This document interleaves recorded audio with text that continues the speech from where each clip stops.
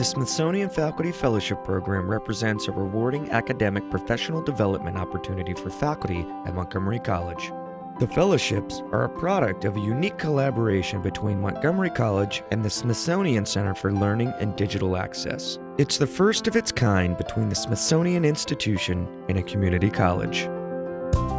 Daniel G. Jenkins graduated cum laude from University of Maryland, Baltimore County with a double BA in philosophy and biopsychology. He also received his MA in ethics from UMBC, where he wrote his thesis on biomedical ethics and multiple personality disorder, now dissociative identity disorder. Before he was a philosophy instructor, he participated in the scientific research and has co-authorships in the Journal of Experimental Medicine and in radiation research. He coaches the Montgomery College Ethics Bowl debate team, which was awarded third place in the National Ethics Bowl in 2015 and 2016. In 2012, he was a National Endowment for the Humanities Fellow at the University of Arizona Summer Institute on Experimental Philosophy. In 2014, Professor Jenkins participated in the Current Strategy Forum at the United States Naval War College in Newport, Rhode Island. In 2016, he participated in the first Seminars Abroad program of the Global Humanities Institute in Xi'an, China, where he discussed humanities education with colleagues at Xi'an University. In fall of 2017, he will return to Xi'an on a sabbatical as a visiting scholar. So my students from Philosophy 140, Intro to Ethics, also went to the National Museum of American History and specifically focused on the American Enterprise Innovation exhibit. Many of them hung around afterwards, and they were really interested in the coin collection that's there and got a big kick out of that too, but couldn't quite weave it into the assignment. So here we are in front of the Locomotive that was billed as one of the earlier locomotives, originally imported from England, I guess, where the width of the track is different, and so they had to put different wheels on it to make it suitable for American tracks. So when I was thinking about how to integrate this project into my Philosophy 140 class, I was thinking I have to connect it with one of the major themes in moral philosophy. So moral philosophy, if you didn't know, is the study of good and bad, right and wrong, moral and immoral, but on a completely secular basis. And so the idea is that you can find rational rules for conduct, not rooted in any kind of dogma, not rooted in any sort of untestable assumptions about how the universe is structured. And sometimes, and this is how I was taught, the nature of the good and the study of the nature of the good can best be facilitated through consideration of test cases. So you consider some test case, you get class students to respond to this, and you treat the intuition that they provide you as a clue about the essence or the nature of morality, right? So one of the key cases that you might have seen before comes from the trolley problem, which originally was introduced just as an example in an article by Philippa Foot in the 1960s. And the idea is, here you are, unhappy though you may be, at the switch. A runaway trolley is on a path to kill 5 people who are bound to the tracks and can't escape.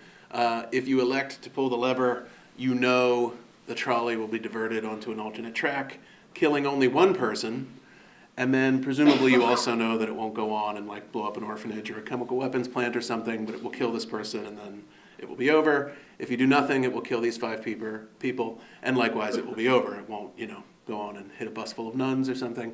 So you have this 1 versus 5 kind of choice. And so students are encouraged to consider whether or not they think it's appropriate or necessary, morally speaking, for this person to flip the switch. Many of them will say they themselves don't wish to flip the switch, but they acknowledge that it would be the right thing to do for someone else who's willing to take the heat for that decision and get sued and go to jail and everything. But of course, we don't ask these questions to prepare them for lucrative careers in railroad operatorship, but instead to kind of elicit some sort of off-the-cuff reaction, some sort of gut reaction or intuition that could inform us about what is at the basis of morality, right? So every theory begins with intuitions such as this one, and if you think it's acceptable to kill the one in order to save the five, you should also find it acceptable, using the same reasoning, to push a super morbidly obese fat man off a bridge in the path of the trolley to save the five, right? And if it turns out that you've got a real problem with pushing the fat man, but you were okay with flipping the switch, something's got to give, right? Either you were wrong about the switch or you're wrong about the fat man, but one way or the other, one of your intuitions has to be jettisoned for the sake of having a theory. So this way of evaluating theories, of creating theories in response to intuitions and revising them in light of future intuitions, is called reflective equilibrium. John Rawls called it that in his book, Theory of Justice. He didn't invent the term, but he's the one, and he didn't invent the process either, but he gave it this definitive description. And so what I wanted my students to do was to somehow use the exhibit to engage in reflective equilibrium in some way, either to test their own suppositions about what is moral, to test maybe political systems. One early idea I had was to see if we could look at the Cold War or the space race and see if the way in which American technological developments emerged from the American political system reveals strengths and weaknesses about the American political system versus the Soviet system. So I tried that idea for a long time, and I couldn't make it work because I couldn't figure out how I would write the paper, and so I didn't think it was fair for me to ask the students to do it if I didn't know what was going on. Plus some other people were already investigating the space race and space exploration to great effect in our group, and I didn't want to double down on that. I wanted to do something different. So I eventually decided that they would look at American inventions and either conduct a moral analysis of those inventions in order to demonstrate their familiarity with core course concepts, and I won't read all of this, but in essence, what are some of the effects of some of the inventions that are on display, and how are they morally significant, and what is maybe morally significant about the context in which they were invented, and what are the factors on which our moral appraisal of those inventions should hinge. So that was one option.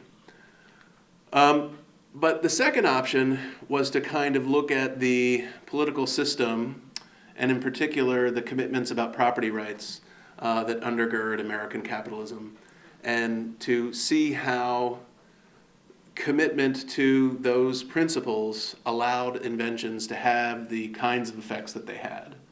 So the first option was a way of conducting a moral analysis of an invention, but the second option is really, given what we know about the effects of the invention, what does it say about the climate of ideas that permitted the invention to be invented and to wreak its havoc, or to wreak its effects, good and ill, on society, and that's where Locke came in, and so they read the second treatise and looked at what he had to say about the origin of property rights.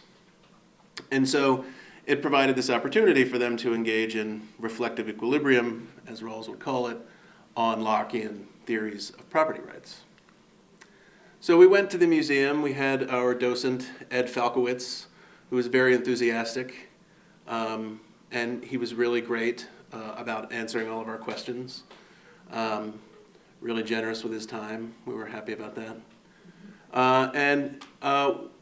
He took us all the way through. The visit, that exhibit culminates with the global era of capitalism, where you see how familiar emblems end up being portrayed in a new light, or sometimes in a new language. And students picked inventions that they liked the most in order to conduct their analysis. So two of the most popular ones I found were the cotton gin and the Barbie doll. So the cotton gin ended up being, as you may know, deeply morally problematic, because while it made it easier to process cotton for sale, that meant that slavery, which had not really been a lucrative enterprise, suddenly became very lucrative. And so with the invention of the cotton gin, the number of slaves that came to be brought into the United States was drastically increased. So, in a utilitarian analysis, you have to assess every action according to the whole range of all of its consequences. Now, Eli Whitney, when he invented it, I don't know what his commitments about slavery were, but probably didn't foresee that it would radically alter the slave trade in the way that it had. Nevertheless, a utilitarian would say these effects adduce in some way to the moral quality or the moral attributes of this invention. Same with the Barbie doll.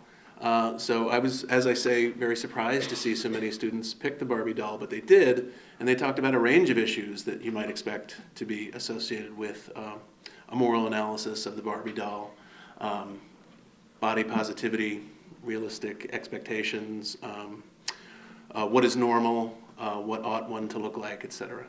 I had one student write an extensive analysis of the relationship between the Barbie doll and the occurrence or incidence of eating disorders.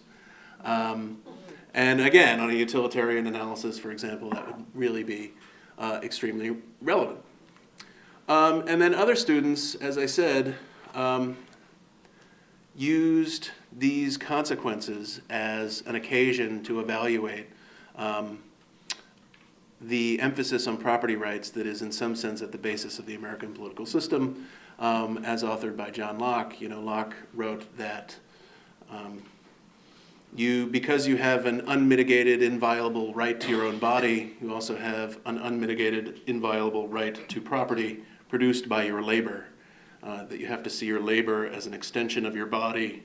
If you have absolute right to your body, you have absolute right to your property. And then money changes things, because if you can then produce things with money, that just increases your reach. You become more and more, I don't know, omnipotent in a way because of the invention of money.